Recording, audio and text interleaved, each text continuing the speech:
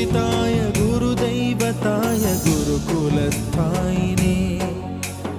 गुरुविक्रमाय गुह्यप्रवराय गुरवे गुणगुरवे गुरुदैत्यकलक्षेत्रे गुरुधर्मसदाराध्याय गुरुपुत्रपरित्रात्रे गुरुपाखण्डखण्डकाय गीतसाराय गीततत्त्वाय गीतगोत्राय धीमहि